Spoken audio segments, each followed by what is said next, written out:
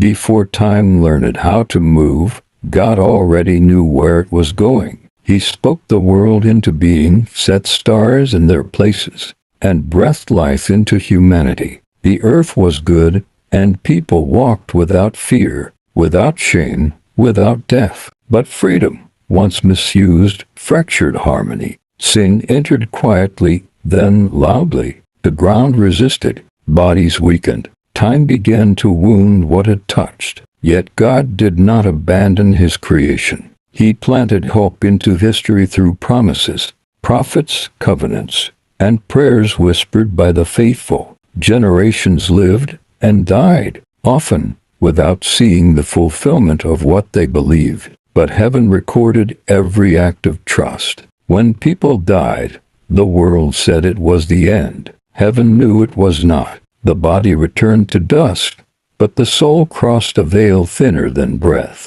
Their souls waited conscious, aware, unfinished. Some rested in peace, held by hope. Others waited in sorrow, knowing they had chosen distance from God. Time continued on earth, but eternity stood patient. As centuries passed, the world grew restless.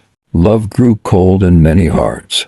Truth was traded for convenience. Violence became common, and hope was often mocked. Still, a remnant endured, praying, believing, watching. Then came the final season. Suffering intensified, and creation itself groaned louder than before. Nations trembled. Deception spread. Darkness appeared strong, but it was only loud, not eternal. And then, without warning, the heavens responded. The sky tore open, not in destruction, but revelation. Light poured forth, and the sound of authority echoed through every realm. Christ returned, not as the suffering servant, but as King, not hidden, not questioned. Every eye saw him. Every heart recognized him. At his voice, the dead stirred. Graves released what they had borrowed. Seas gave up their secrets.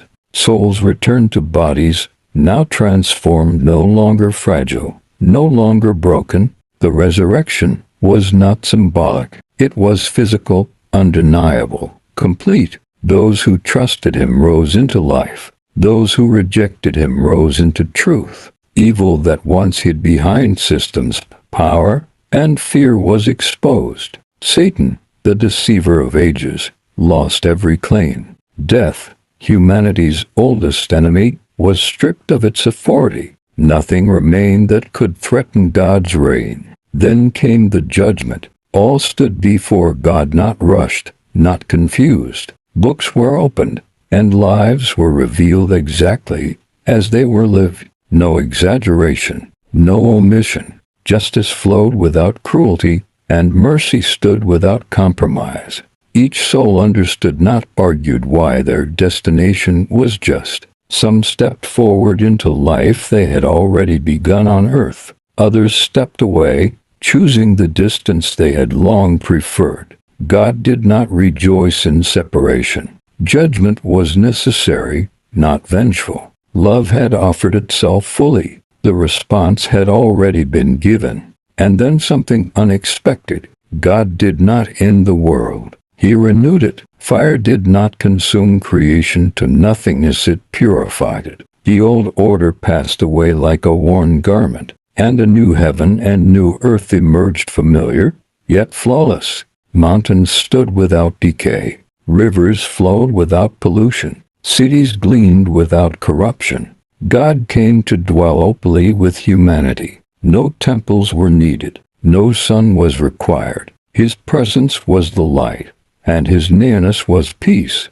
There were no hospitals, no graves, no goodbyes. Tears became unnecessary. Fear became impossible. Work existed but without exhaustion. Time existed but without pressure. Worship was not an event, it was life itself. Those who entered eternity finally understood what earth had been. Earth had been the place of choosing. Death had been the doorway, not the destination. Waiting had been preparation. Judgment had been the unveiling of truth. Eternity was not escape, it was restoration. History reached its final sentence.